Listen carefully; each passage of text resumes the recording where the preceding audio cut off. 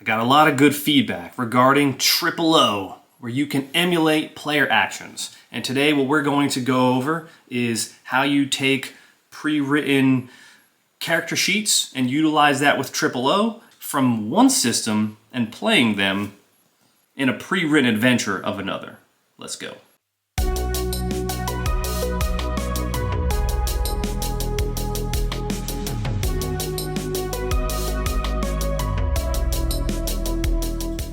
Welcome back to the channel. This is the Sacred Art of Gaming, where I've been having a ton of fun playing pre-written adventures, and I want to share some of that knowledge with you. And a lot of that is thanks to Triple O, which unlocked a lot of stuff for me.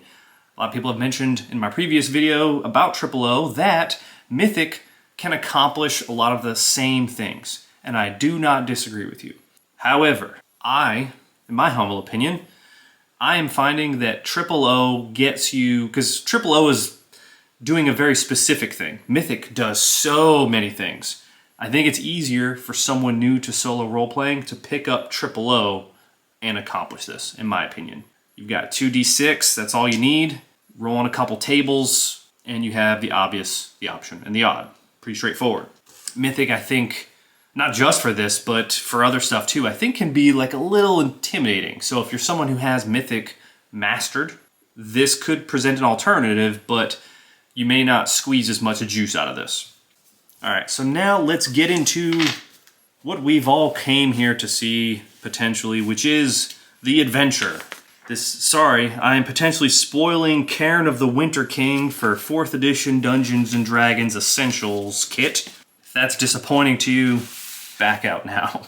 All right, so here we go. Our characters that we are working with. We have Amiri the Barbarian, Mariciel the Rogue, Kira the Cleric, and Linny the Druid.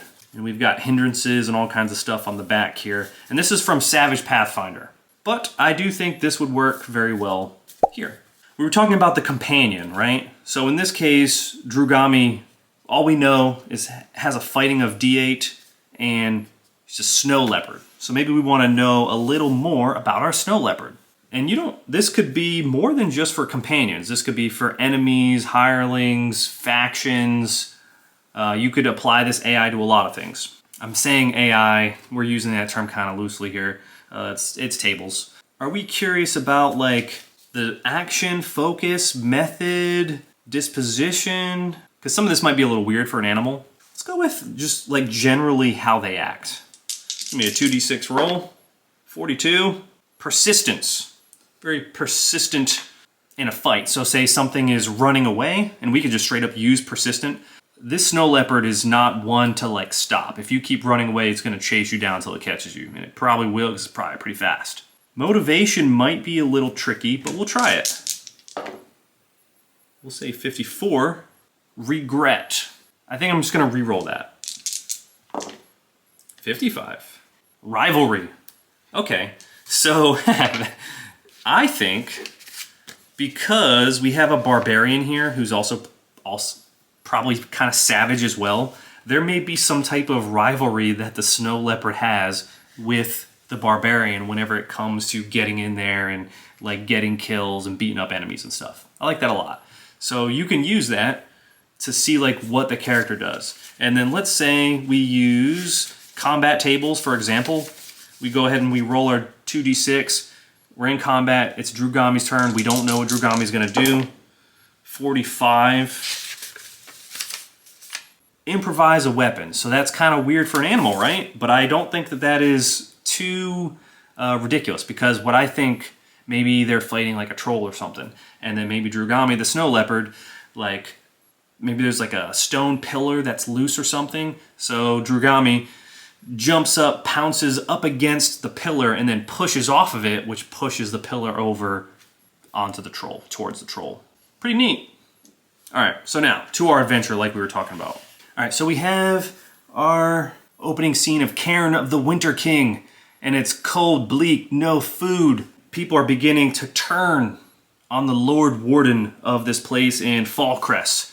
So I'm not going to read all of this because that would take quite a bit. What you could do in your own plays, if you wanted to take this bit by bit, you could. Tana Pigeon for Mythic may even suggest something along the lines of just opening to a random page in the book and going from there. we're going to go sequentially. So whenever we appear, you're starting to see that as we were getting closer, there's almost like this winter that is taking place. It's an abnormal winter. Nobody seems to have food. Crops are dying. And very soon, you're going to notice that we're going to pick up on something as a GM that the players won't necessarily know about. And that is that as everyone's discussing the concerns, there's a breakdown over here of the NPCs and the kind of things that they're saying if you were to speak to them. Because the people see these travelers show up. There's the Turnfin halflings that are saying, hey, listen, we just got here, we were traveling, and we noticed that things are like this, not just here, but in other places too. So they want to see if we say a similar thing, and yeah, I mean, we have no reason not to, that is the truth. But we see that there's a human landowner and secret cleric of Tiamat.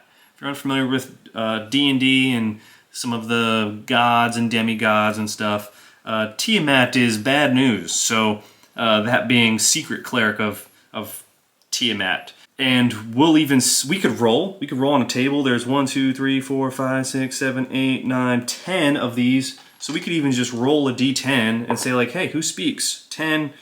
So this person at the bottom is a human priest of Arathis. Nonsense. Arathis is our city's patron god. We have taken the safety of our lands for granted. We must make sacrifices to Arathis.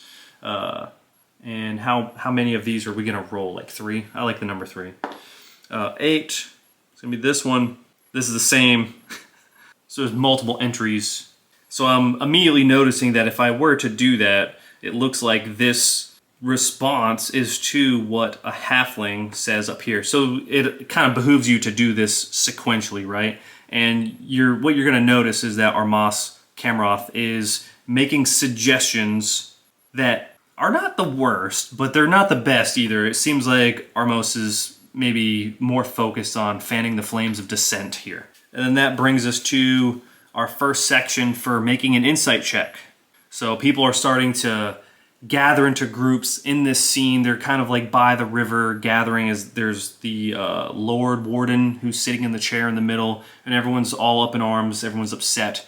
They're trying to scrounge together supplies. So we have an insight check. And it says have the characters make an insight check, just to get a feel for like what is going on here. In this system, Savage Worlds, I feel like that's going to just be notice. And I don't think any of these, maybe the cleric does, just looking to see if any of them have any type of edges or benefits for insight specifically, which kind of falls within notice. Notice for a rogue is going to be 2d6. That is a 5, which is a success there. Barbarian gets a success with a raise, surprisingly. Cleric is also 2d6s, gets a crit fail. Very interesting. Our Druid, also 2d6s. All right, with a 9, the highest. So we know our Druid is seeing the most, and maybe Drugami's assisting in that. Just based off of our rolls, maybe the Cleric is suggesting something kind of silly, kind of crazy, as we break down the different groups here. And the character knowledge, I would say, because we're converting to Savage Worlds from D&D, we know DC 10, DC 14, that's kind of more along the average roll. However, Porters and others, that being a pretty high roll. So anyone who got a success with a raise, being these two, that's something that they would know. The Cleric has no idea, and then the Rogue knows everything except for the extra stuff. While this is unfolding, there's a war chant from the sky. When all of these groups start to become tense or a fight break out, characters least involved in the hullabaloo make perception checks. I think, and again, perception is going to be notice. I think what's going to happen here, I think this is obvious too, I don't think we need to roll on this, just based off of our skill checks. I think the Cleric is pulled into the hullabaloo with the crit fail, but in the wrong direction. And then the Barbarian and the Druid are also pulled in, and they are trying to help the group, but they're also trying to make sure their friend doesn't make things any worse. That frees the Rogue. So that's going to be another notice check for our Rogue here. And that is a 4 and a 5. That is a success. So a character who fails can barely discern fright and shouting from a few members on the edge of the crowd. If a character succeeds on this check, he or she bears the shouting or I'm sorry, hears the shouting, but also something more ominous. Between peals of thunder, a deep and rhythmic chanting reverberates through the area. The sound is similar to that of a crew might make when rowing a ship. Turn to the next page, more or less. All right, so we've got a ton of undead here. We've got some blurbs that we could read. I'm just going to read this last part here. The chanting stops as fur-clad warriors leap from the boat, each letting loose an unearthly roar. After a moment of shock, the terrified crowd surges away. Their undead servants of the Winter King come to deliver a deadly message. Their tactics are that they spread out and try and cause chaos and are just trying to kill anyone and everyone.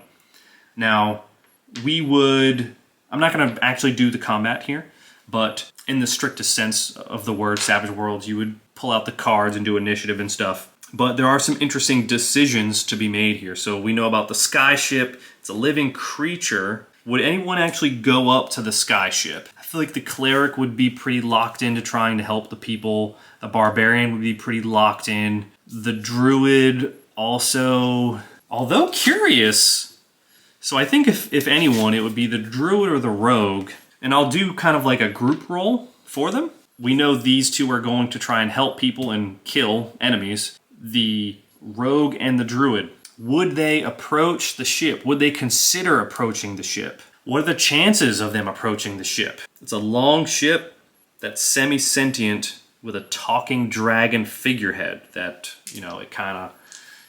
it was flying and then it came, dropped down and landed, let all these undead out. Curious. Adventure. I don't know if I would say, especially given everything that's taking place, I don't know that I'd say it's obvious. I think that would be an option. The obvious, I think, is that they continue to, they're adventurers after all, fairly heroic. So I think the obvious is going to be that they're going to help in the fight. The option is that they're going to investigate the ship. The odd, what would be odd for them? The odd being that they're realizing that the undead is still rising and they're kind of sitting back and trying to figure out the situation. 6, the obvious. So they continue to fight. They are sticking together here.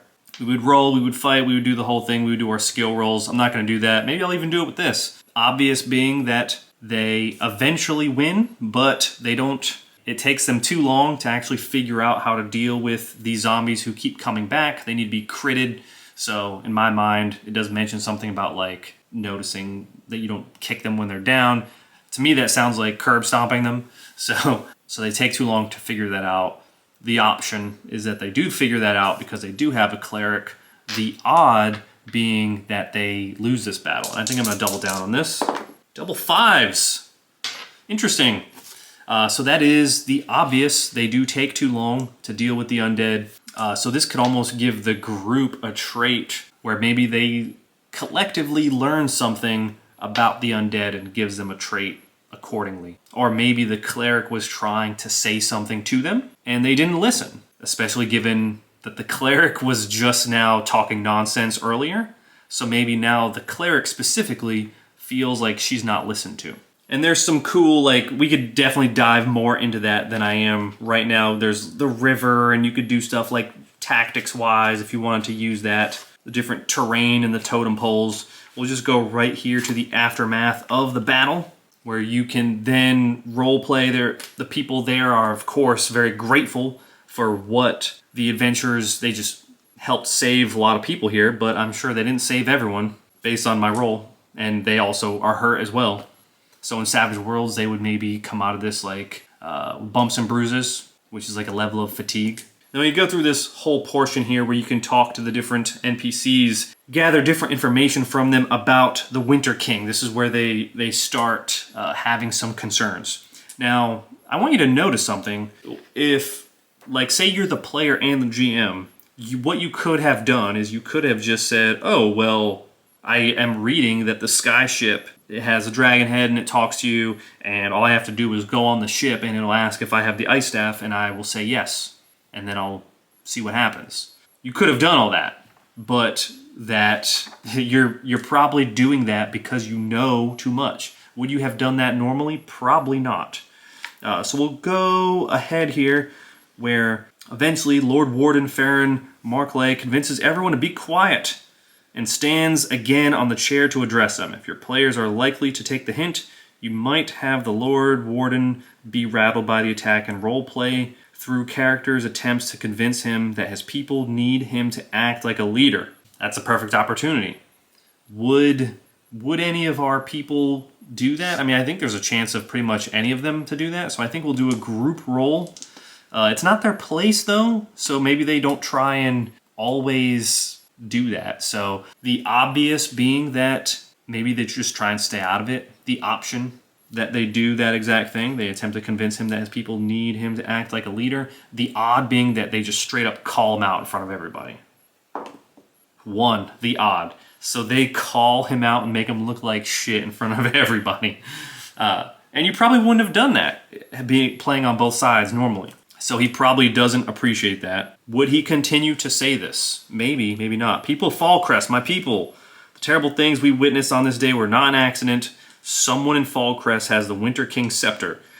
But these heroes who saved us from the monsters aboard that ship are not to blame. They came late just in time to help. No, someone else has brought this doom upon us. You know who you are. Come forward now to enter my protection or face the gallows. That is what he normally would say.